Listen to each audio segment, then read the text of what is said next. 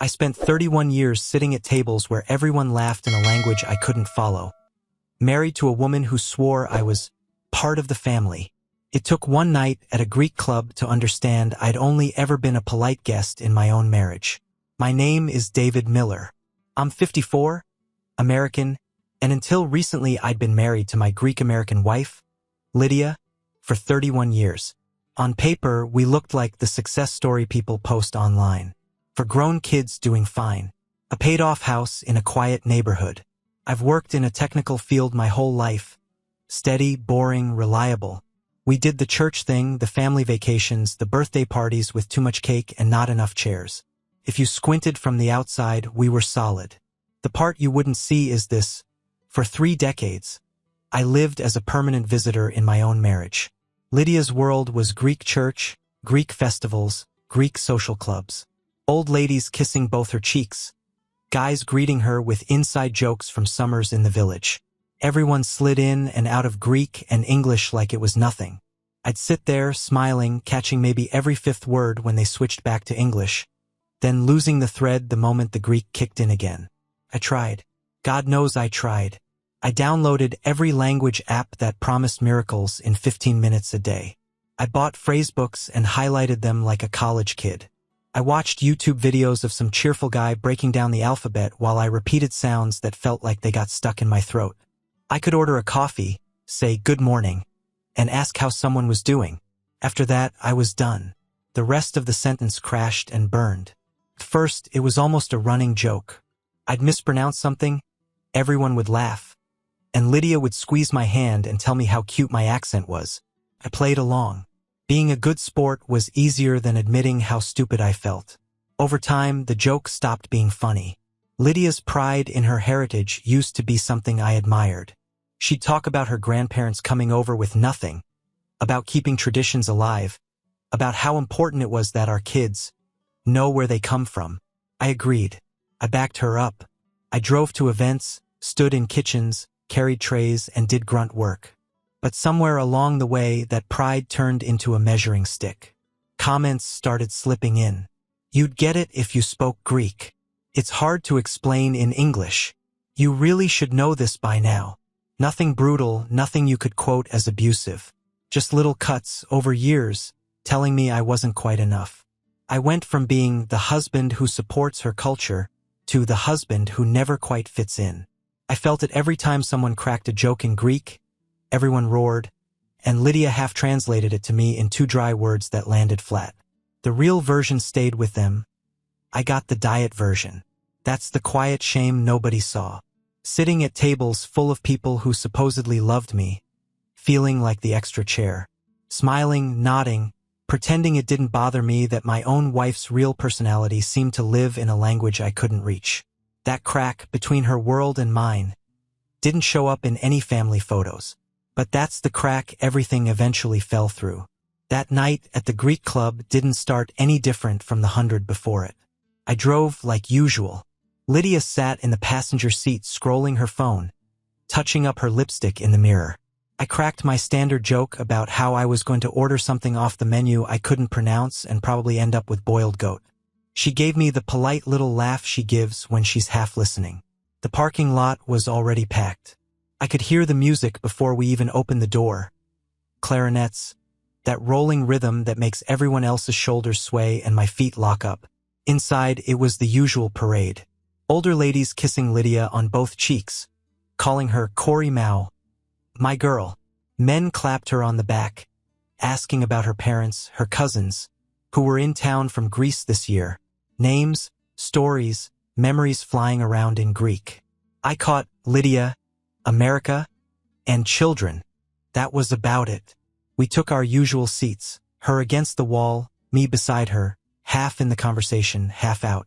People sat down, stood up, rotated through like we were at base camp. English for a sentence or two, then a hard turn into Greek. I hung onto the English parts like handrails on a moving train. Normally, Lydia would anchor me. She'd lean over, give me the gist, throw me a line so I wasn't completely adrift. He's talking about his son. She's complaining about her knee. Little summaries that let me nod at the right time. That night, something shifted. The club photographer, Nick Marino, slid into the chair on Lydia's other side. I knew him in the "hey man, how's it going" way. Late 40s, maybe. Dark hair, camera always hanging off his shoulder. One of those guys who looks like he's perpetually about to tell a joke. He greeted me in English. "Hey David, good to see you, man." Then he turned to Lydia and flipped to Greek like someone hit a switch. She lit up. I don't mean she smiled. I mean her whole face changed. Her posture straightened. Her hands started flying when she talked. Her laugh got louder, younger. They went back and forth in rapid-fire Greek, overlapping, interrupting, teasing. It was like watching her plug into a power source I didn't have access to. Every now and then I'd hear my name dropped into the stream, David, followed by a wave of laughter. I'd force a smile, wait for the translation that never came. Lydia would glance at me, pat my leg once, then go right back under. I sat there, technically, ring on my finger, her bag by my chair. But the more they talked, the more I felt myself being pushed to the edge of my own life. An extra chair at the table. A guy who drove her there. I'd always been the outsider at those events. But until that night, it felt harmless. Background noise. Culture stuff. This time, watching Lydia lean in toward Nick, eyes bright, talking in the language where she really lived, I understood something I didn't want to admit.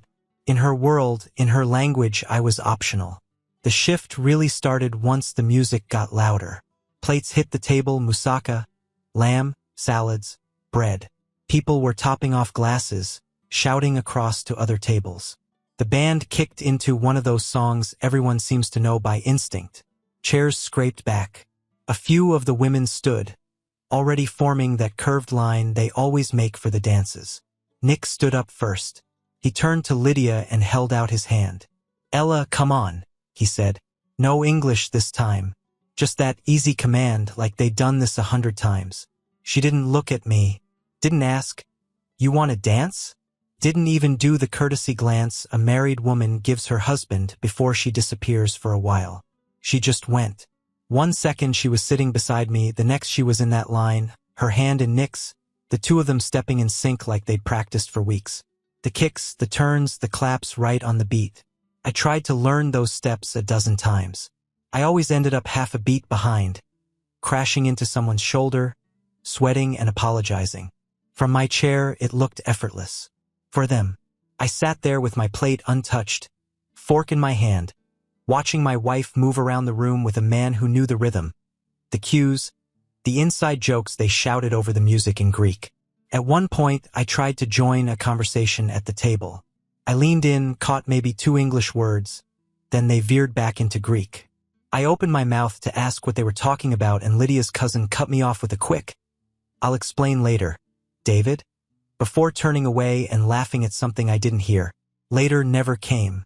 By the time the band shifted into another song and I finally walked over to Lydia to ask when she wanted to head home, I wasn't just tired.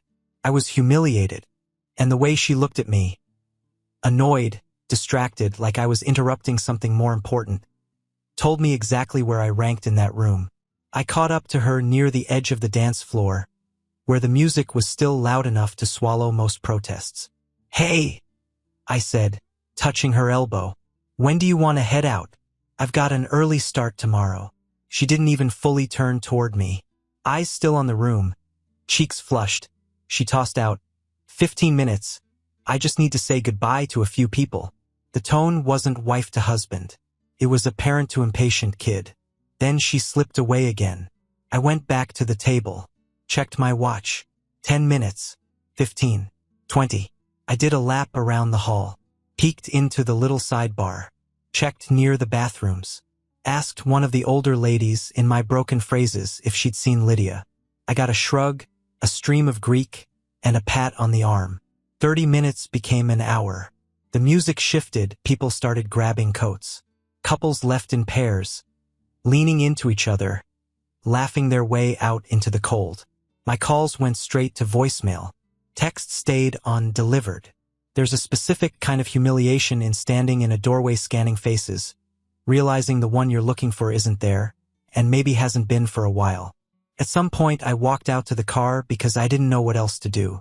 I sat there in the driver's seat, watching the doors, headlights flashing across my windshield as people pulled out and went home to live where both partners got in the same vehicle. I waited until the lot was mostly empty. Then I drove home alone. On the way, I rehearsed the argument we were going to have, the questions I'd ask, the lines I'd draw. But underneath all that, another voice kept whispering the same thing it always did. Maybe this is your fault. Maybe if you'd learned the language, you'd be with her right now. By dawn, I was on our balcony, coffee gone cold in my hand, heartbeat loud in my ears, staring at the parking lot below, waiting to see what version of my wife stepped out of a car at 5:30 in the morning. I saw the headlights first. The car rolled slowly, like it had all the time in the world. I leaned on the balcony rail and watched Lydia get out of the passenger seat, smoothing her dress, laughing at something the driver said. It was Nick. He had one hand on the wheel, one arm hanging out the window, easy and relaxed. He didn't look like a man dropping off a married woman who'd left her husband at a club 6 hours earlier. He looked like a guy finishing a good night. Lydia shut the door, bent down to say something through the window, both of them still smiling. Then the car pulled away. No hurry, no guilt I could see. I met her at the door. She came in flushed, smelling like smoke and ouzo and someone else's car. Her hair was a little messier, lipstick faded.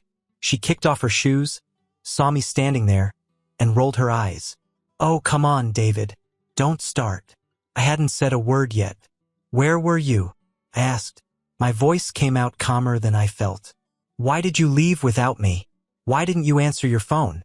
She threw her hands up, like I was being ridiculous. "I was with people from the club. We were talking, networking, culture, something you've never really understood." 6 hours, I said. "You told me 15 minutes ago. It got late. We were in deep conversation." She snapped back. "We were discussing community events, funding, and the next festival. This is important, David. You think everything is just dancing and food." I stared at her. "You disappeared. You left me alone at a public event. No word, no text. Do you understand how that looks? How does that feel?" She folded her arms. "Defensive. You're overreacting. This is what bothers me. You're always so sensitive about my culture. Just because you don't speak Greek doesn't mean I have to limit my life to what you understand." There it was. "This isn't about Greek," I said. "This is about respect. You left your husband behind and went off with another man until 5:30 in the morning." Her eyes flashed. "Nothing happened with Nick. He was just nice enough to drive me home. You really have such a small, jealous mind sometimes. You always have. You stand there like a tourist, watching, never participating, and then you judge everything." Something in me clicked, or snapped. Hard to say. For 31 years I'd been the guy who swallowed it. The one who told myself I was overthinking. The one who tried to be supportive instead of admitting I was hurt. Not this time. "So let me get this straight," I said. "You vanish for hours, blow off my calls, come home in another man's car at sunrise, and somehow I'm the problem because I don't speak Greek?" She hesitated for half a second. Then she doubled down. "You don't get what these events mean, David. You never have. Supporting isn't the same as participating. You've always stayed on the outside. That's your choice." That was the moment I knew we were done. Not because of the night. Not because of Nick. Because my wife looked me in the eye and made it clear she didn't see anything wrong with treating me like a piece of furniture that drove her to and from her real life. "Okay," I said quietly. She blinked. "Okay, what?" "I'm going to stay somewhere else for a while." I walked past her, into our bedroom, pulled out a duffel bag, and started throwing in shirts and jeans with hands that wouldn't stop shaking. Not from fear. From adrenaline. From finally drawing a line after 3 decades of erasing myself. "David, don't be dramatic," she called from the hallway. "We can talk about this when you calm down." I zipped the bag, looked around the room we'd shared for most of our lives. The framed wedding photo, the church icons her mother insisted we hang. My side of the closet that never quite looked like it belonged. "This isn't me calming down," I said. walking past her with the bag over my shoulder. This is me finally waking up. The door closed behind me with a soft click. And I knew, even if we pretended otherwise later, that I hadn't just left the house for a cooling-off break. I'd stepped over a line we were probably never coming back from. The first few nights, I slept on my buddy Mark's couch. He didn't ask a lot of questions, just handed me a blanket, pointed at the bathroom, and left a cold beer on the coffee table. Sometimes that's all a man needs. Space, silence, and someone who doesn't rush to fill it. My phone lit up the first night. 10 missed calls. Then texts. Where are you? We need to talk. You're blowing this out of proportion. By day 3, the tone shifted. I can't believe you left over nothing. Do you have any idea how this looks for me? You're making me look bad in the community. Not once. I'm sorry I left you. Not once. I see how that hurt you. The kids were diplomatic. They're adults now with their own lives, their own problems. Dad, we love you both. My oldest said over the phone. We don't want to take sides. I didn't ask them to. I sat in a lawyer's office a week later, feeling like a man describing someone else's life. Walk me through that night, she said, pen ready. So I did. The club, the dancing, the 15 minutes, the 6 hours, the unanswered calls, the 5:30 a.m. drop-off in another man's car. Saying it out loud made it sound worse, not better. She nodded, professional, steady. What you're describing fits under abandonment of marital duties and potentially emotional infidelity, she said. Combined with the lack of remorse and ongoing blame, we're solid on irreconcilable differences.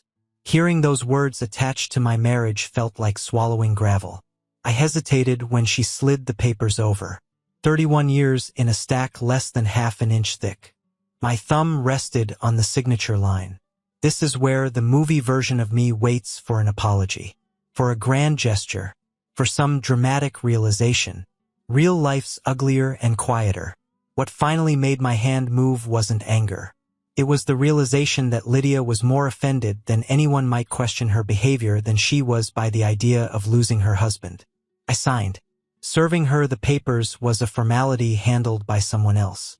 I heard about the fallout through mutual friends and the kids. He's punishing me for being Greek. He never accepted my culture. He couldn't handle a strong woman with her own life. I didn't correct the story, didn't show up to defend myself. By then, the anger had burned off, leaving something heavier behind. Exhaustion, the kind that goes deeper than sleep. The kind you get from spending 3 decades trying to be enough in a place you were never really allowed to belong. The court isn't built for emotion. It's built for sequence and proof. I sat across from Lydia at that long table, a pitcher of water between us like a neutral country. She was dressed sharp, hair perfect, chin high. If you didn't know better, you'd think she was there on business, not fighting for the version of our life she wanted on record. Her lawyer went first. He called that night cultural engagement. Said Lydia was heavily involved in community work, that events often extended late into the evening, that my limited cultural participation created tension and misunderstanding. Clean phrases that made my anger sound unsophisticated. My lawyer didn't bother dressing it up.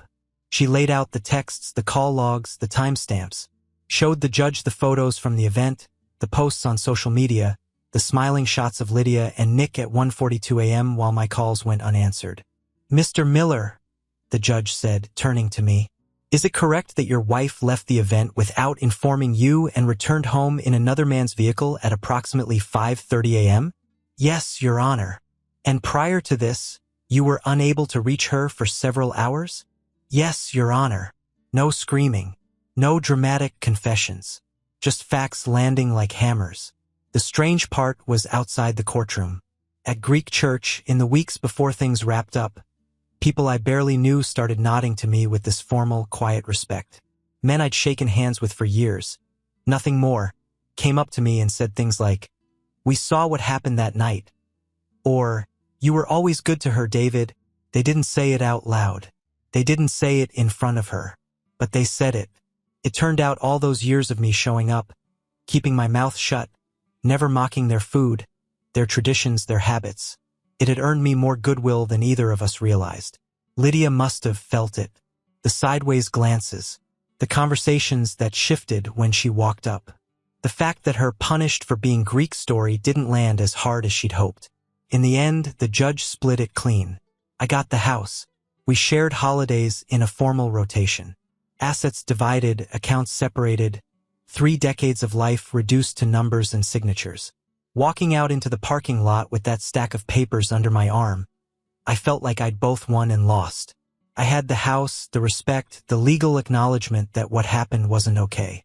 But I was also a man standing next to an empty car, holding proof of something I'd never really wanted to be right about.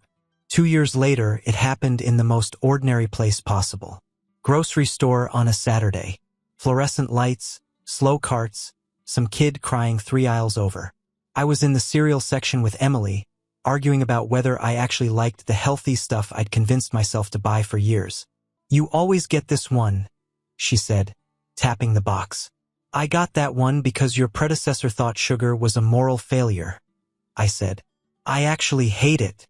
She laughed, that easy laugh that doesn't check the room first, and squeezed my arm. "Then get what you like, David. Life's short. Buy the stupid cereal." I was still smiling when I saw her. Lydia turned the corner at the end of the aisle, pushing a cart with 3 things in it: yogurt, coffee, and a bag of imported Greek pasta. She froze when she saw us. It wasn't dramatic, just a half second where everything in her face went blank. Then she put on the polite mask I knew too well. "David," she said. "Hi." "Hey, Lydia," I answered. My voice sounded steady. Surprised me. Emily glanced between us, then gave Lydia a warm, neutral smile. "Hi, I'm Emily." They shook hands. Lydia's eyes took in the picture fast. My relaxed shoulders, Emily's hand resting lightly on my arm, the way I wasn't scanning the room for an exit. "How are you?" Lydia asked. "I'm well," I said, and it was true. Quiet, simple, not a performance. She told me about her authentic Greek apartment downtown, mentioned a couple of cultural events she was helping organize. Her words were proud, but there was something tired around her eyes, a hollowness the makeup couldn't cover. We kept it short. No rehashing, no digs. "Good to see you," I said finally. "You too," she replied, and I could tell she meant it and hated that she meant it. Emily and I pushed our cart away, turning the corner together. As we left the aisle, she bumped my shoulder lightly. "You okay?" she asked. "Yeah," I said, surprising myself again with how much I meant it. "Yeah, I'm good." Grief, relief, and something steadier all sat together in my chest. For the first time in a long time, I felt like I was in a life that fit me, not a role I was still auditioning for. I'm sitting in my living room while I tell you this. It's quiet in that good way, not the heavy, dead kind I used to know. There's a half-finished coffee on the table. I'll forget about it until it's cold, then drink it anyway. Old habits. On the mantle, there are photos of the kids. Not arranged by some big plan, just added as life happened. School pictures, graduation caps, a shot of all of us on the back porch last summer, squinting into the sun, my youngest holding the dog like it's a football. They come by when they can. They don't ask us to sit on opposite sides of the room anymore. Time did some of the healing there. Silence did the rest. Down the hall, I can hear Emily and my son laughing about something. Their voices blend. No edge, no walking on eggshells. Just normal human noise. You don't realize how rare that is until you've spent years listening for the next thing that will turn into a fight. People ask sometimes if I hate Lydia now. The answer is no. What I feel is more complicated. There's history there. For kids. 31 Christmases minus a couple. Road trips. Inside jokes that still pop up in my head when I pass certain places. You don't erase that. You fold it. You file it. You stop letting it run the show. But I won't pretend it didn't break something in me to realize how low I was on her priority list that night, and how fast she turned the story into my cultural insecurity instead of her disrespect. Here's the truth I had to choke down. That night at the club didn't create the problem. It exposed it. The real damage was built slowly over decades. Comment here, an eye roll there. You wouldn't understand. It's Greek. Jokes about how I never really got it. Her whole personality turned brighter and sharper when she was around her people, then dimming down to something calmer and more practical at home. I told myself it was fine, that every couple has a split life, home life, social life, work life. I said I was being supportive, that this was what a good husband does. Shows up, smiles, carries trays, pays bills, keeps his mouth shut. What I was really doing was shrinking. I delayed learning the language until it became a running joke instead of an honest effort. I avoided saying, "This makes me feel excluded," because I didn't want to be the needy husband who couldn't handle his wife having her own world. I let things slide that I should have stopped dead in their tracks. I made my own feelings optional to keep the peace. That's on me. But some things aren't on me, and I won't carry them anymore. Culture is not a hall pass for cruelty. Heritage doesn't excuse disappearing with another man until sunrise. Community work isn't a magic spell that turns your husband into a piece of furniture you can leave behind without a word. Respect isn't Greek or American. It's basic. If your partner is standing alone in a parking lot, wondering where the hell you are, there's something wrong. No matter what flag you wave or what church you attend. One thing that surprised me after the divorce was the Greek community itself. For years, I felt like a prop there. The American husband, the quiet guy at the edge of the table, the one who smiled and nodded through conversations he half understood. I thought they barely saw me. Turns out they did. In court, church, in the grocery store, little comments, short conversations, men pulling me aside to say, "We saw how she treated you that night," or, "You were always respectful, David." No drama. No speeches, just a steady signal you weren't crazy. We noticed. That mattered more than I expected. Because for a long time, I bought into Lydia's version of the story. That I was small, jealous, intimidated by her real world. It took other people quietly disagreeing with that narrative for me to understand how twisted it was. So what did I actually lose? I lost a marriage where I was never fully at the center. I lost the illusion that if I just tried a little harder, learned a little more, kept my head down a little longer, I'd finally graduate from almost belong to actually belonging. And what did I gain? I gained a life that fits. A woman who doesn't need me to pass a cultural entrance exam to be worthy of respect. A home where the jokes don't need subtitles. A version of myself that doesn't apologize for existing outside someone else's script. Emily isn't Greek. She doesn't know the dances. She butchers the few Greek words she's heard. And you know what? None of that matters. Because when we walk into a room together, I don't feel like an accessory to her identity. I feel like her man. Full stop. If there's anything I want you to take from this, it's simple. You can respect someone's culture without erasing yourself to honor it. You can love a woman and still walk away when she treats your presence in her life like a background setting instead of a foundation. You are not weak for wanting to belong, but you are lost if you keep begging for it in a place that loves your compliance more than your character. So if you ever find yourself again at that table, everyone laughing in a language you don't speak, your own wife shining for everyone but you, don't just ask, "How do I fit in better?" Ask the harder question. Is there actually a place for me here? Or have I been living as a well-mannered guest in my own damn life?